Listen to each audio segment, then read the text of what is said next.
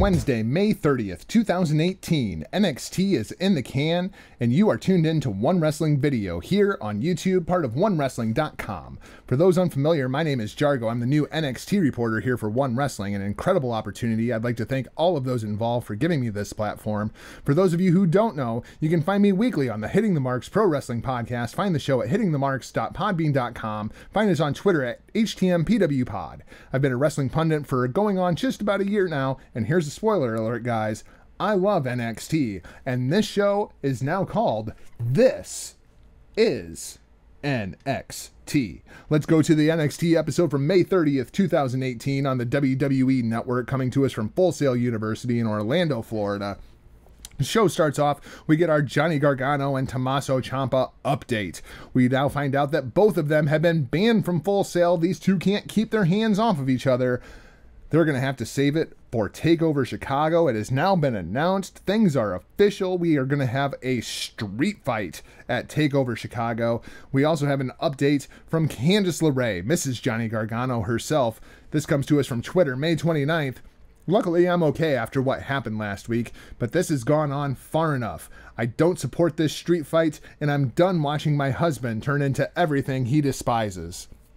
Now, guys, this storyline is getting a little too close to what's going on in Impact Wrestling for me right now. Of course, we have Eddie Edwards, we have Sami Callihan. Those two absolutely freaking hate each other. He hit him in the face with a baseball bat, for God's sake. This is now the tale of lovers scorned, of course, and Candice LeRae being the third wheel of what was DIY.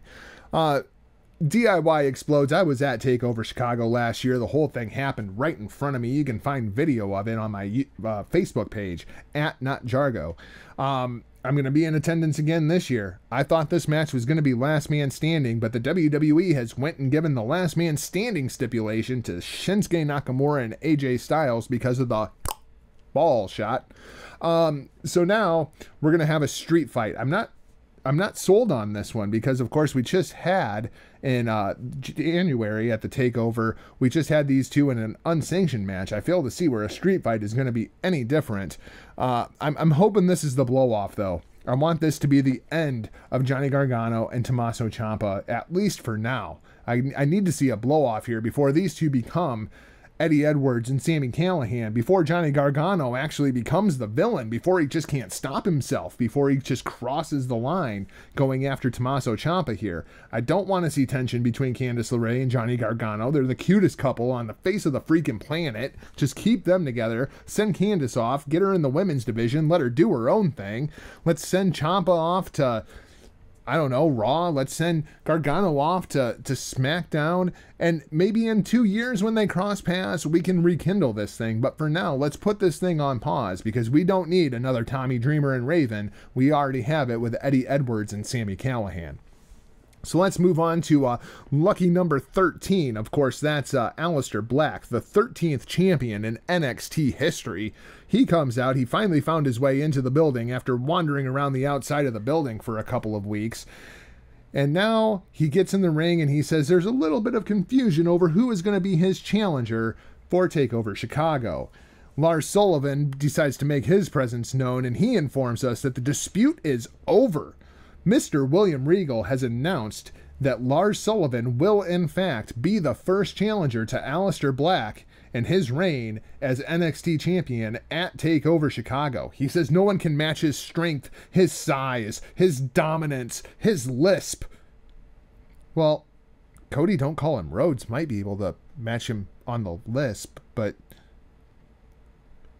Lars Sullivan versus Aleister Black, TakeOver Chicago. Not necessarily the NXT Championship match that I was hoping I was going to see when I bought tickets, but they've done a really nice job of building Lars Sullivan over the course of the last, 6 weeks or so. He's been taking out everybody. He's taking out Velveteen Dream, taking out Ricochet. He's bigger than 3/4 of the freaking roster. He's bigger than 3/4 of the main roster at this point. I don't know what we do with Lars Sullivan. I don't see him taking this title, but he is absolutely a threat to Aleister Black. Aleister Black goes to hit Lars with the black mass, and of course Lars catches Aleister's little baby foot in his giant mitts, his giant hands, and just picks Aleister up, puts him down. Lars definitely a threat to the NXT Championship. Then we find one of the more intriguing things on this show. I'm not normally intrigued when they announce theme songs for a takeover, but this one absolutely struck me. Fozzie's Painless, the official theme for NXT TakeOver Chicago. This one was surprising, guys. I mean, Chris Jericho is facing Tetsuya Naito for the IWGP Intercontinental Championship 1 week before TakeOver Chicago in Osaka, Japan for New Japan Pro Wrestling. Chris Jericho, good on you, man. You can do whatever the hell you want these days. It's fantastic. It's great seeing this kind of talent just be able to dictate whatever the heck they want to do. Then we get the artist formerly known as War Machine, Hanson and Rowe, now known as the War Raiders. I hate that name. I will simply refer to them as the artists formerly known as War Machine. They take on George Hickson and Cody Vincent, now representing the Job Squad. War Machine just tore these guys apart. Just absolutely destroyed them. Do we really need the artist formerly known as War Machine doing squash matches at this point? We've seen them take out Heavy Machinery. We've seen them take out 2 or 3 sets of jobbers at this point. Let's get these guys in a regular program. I want to see the artist formerly known as War Machine, and I want to see them take on TM61. I want to see that match. Make that a #1 contenders match coming out of TakeOver Chicago.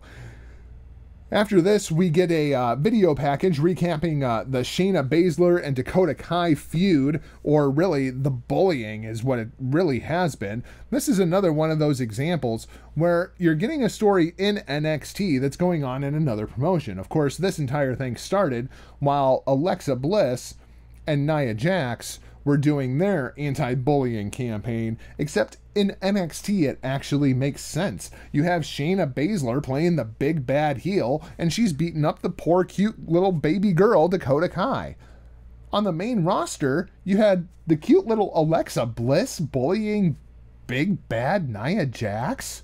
We got the roles reversed here. We're going to go ahead and we're going to take this entire storyline and we're going to file that under things NXT does better than the main roster. Of course, we're going to see the blow off to this thing. I was a little surprised here. I kind of thought that we were going to get Dakota Kai versus Shayna Baszler at TakeOver Chicago, but we blow that off on this show. So now we're left wondering what is going to happen for TakeOver Chicago. Of course, we would find out later in this episode, but we'll get there. We'll get there. We're going in order. We're going in order. Let's jump over to Lacey Evans and Kairi Sane. This, of course, also going on inside of the NXT Women's Division. Not really sure what we're doing with Kairi Sane here. She won the Mae Young Classic, then she lost to Shayna Baszler, she's lost to Lacey Evans. I'm not really sure what the direction is with Kairi Sane. Do we just think that she's bulletproof at this point, that since she won the Mae Young Classic, since everybody knew who she was coming in, so we're just going to beat her all the time? I don't understand what's going on here. But now we have Lacey Evans. Of course, Lacey Evans picked up a big win over Kairi Sane last week on NXT, and we find out that next week these two are going to face off in a rubber match. I'm a little disappointed again because I thought I was going to get to see this in Chicago. I'm not nearly as high on Lacey Evans as some seem to be. I just don't get it. Like, the character, I understand the strong women's right, that she's a feminist, she's a former Marine. I don't like her. Maybe I'm not supposed to like her. Maybe she's just really, really good at her job. Something's missing. Something's not connecting for me. I love Kairi Sane. Of course, I hope Kairi Sane comes out of this. I want to see Kairi Sane go after Shayna Baszler because those two are 1-1 as well. Maybe? Wouldn't that make sense? Wouldn't that make sense? Then we get EC3 coming to remind us that he is the 1%. He's taking on Fabian Aichner here. Fabian Aichner looking to take things to the next level. That's a shout out to my brother Andrew Bello over at Hameen Media, where he covers NXT. This match was a little bit odd. Fabian Aichner is a little bit of an odd talent for me. I've been to several NXT shows and I always see Fabian Aichner. He's like the gatekeeper. He's in the Dolph Ziggler role where he never wins, but for some reason, if you come into the company, chances are you're going up against Fabian Aichner first. I'm wondering if Aichner's ever going to get an opportunity to elevate himself above that on the card. I hope he does, because he seems like a really good talent. Of course, the much bigger story here is Johnny Gargano. Johnny Gargano storms in while the match is going on with his signed contract for Mr. Regal, and then he departs. But of course, this causes a huge distraction. EC3 is not impressed by Johnny Gargano's actions. Aichner comes off the top rope to the floor with a crossbody, throws EC3 back in for a believable 2 count. Then EC3 reminds Aichner that NXT is actually NX3 as he hits the top 1% and scowls towards where Gargano departed. I can't help but anticipate a Johnny Gargano versus EC3 feud. Coming out of Chicago, maybe. I like the 1%er. And I like Johnny Gargano. He doesn't like being interrupted. This could be a very, very interesting story to follow coming out of TakeOver Chicago. After that, we get another one of these segments. They did these with Roderick Strong. Now we're doing them with Bianca Belair. The WWE is super hot on Bianca Belair, and with good reason. I saw Bianca Belair live about a year ago now at an NXT live event. She took on Ember Moon, and it was hands down the match of the night. I'm really, really liking these vignettes that they're doing with all the talents, but especially what they're doing with Belair. With her being a heel, it's nice to see that we're still presenting her as, this is who I am, this is why I'm here, and this is my mission. It's not necessarily about her character. You're getting to connect with Bianca Belair, and I think the NXT audience is going to. My only concern with Bianca Belair is she's already 30 years old. She's actually older than Sasha Banks, which is crazy. I would love to see those two together as a team if we are going to do a women's tag team division at some point. Interesting. I think if we're going to do anything with Bianca Belair, it has to be soon. I think she's going to be a challenge for whoever the NXT Women's Champion is going into SummerSlam weekend at NXT TakeOver in Brooklyn. Then we get Ricochet versus Chris, no longer known as Donovan Dijak. Ricochet wins this match easily with the 630, but for those of you unfamiliar with Donovan Dijak, welcome to the party, and it's time to start paying attention. I guess now Chris Dijak, we're actually going by his real name. I always like the name Donovan Dijak for some reason. Sounds like a freaking superhero. And this guy is a superhero. He's 6'9", 270 pounds. This is Vince McMahon's wet dream on a silver platter. Oh yeah, and he's super athletic, doing springboard elbows and, well, almost killing himself on a springboard moonsault, but we're not going to talk about that. I really, really like Donovan Dijak. I've been really, really high on the guy since his days in Ring of Honor, since his days in PWG. Really happy to see him getting this platform. I wonder why it took him so long to debut. I always thought that he might come in as the muscle for Adam Cole, kind of playing that Drew McIntyre and Dolph Ziggler role, but doing it with Adam Cole and Donovan Dijak. It'll be interesting to see what happens when Chris Dijak crosses paths with the Undisputed Era, given all of their history going back in time. Of course, then Ricochet grabs the microphone after the match, and he calls out the Velveteen Dream. Of course, Velveteen Dream turning on Ricochet during their match together against Lars Sullivan last week. Ricochet versus Velveteen Dream in Chicago. Yes, please. Take my money. I'm happy I have 13th row tickets now because I cannot wait to see this match. It's incredible how far Velveteen Dream has come since last year at Chicago, which was basically his debut match where he was rocking much more of a Prince gimmick. Now he is a bona fide superstar inside of NXT, and he's super young. I know people are very, very excited for Patrick to get called up to the main roster.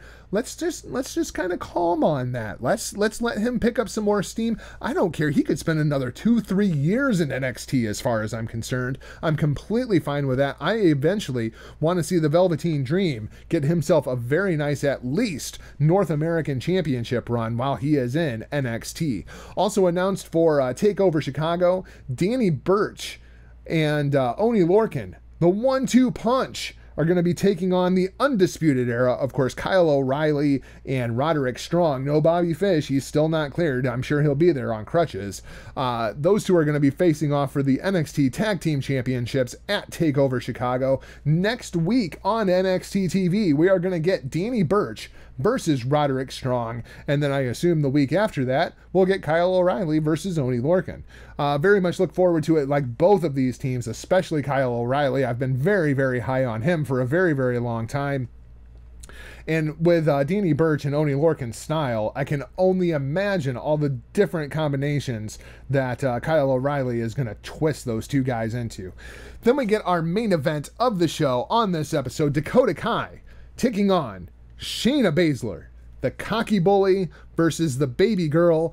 And guys, this wasn't much of a match. I really thought that maybe, Dakota Kai was actually going to grow a backbone, step up towards Shayna Baszler. There was a couple times she might have kicked her in the head, and that was about it. The cocky bully just taps out the baby girl to retain her NXT Women's Championship. Then, of course, Baszler keeps going. She just can't help herself. She loves beating up Dakota Kai. It's like Minoru Suzuki beating up Young Lions. She just loves it. She can't help herself. And Nikki Cross comes out to save her friend, Dakota Kai. Nikki Cross, of course, is bat crazy, if you know what I'm saying.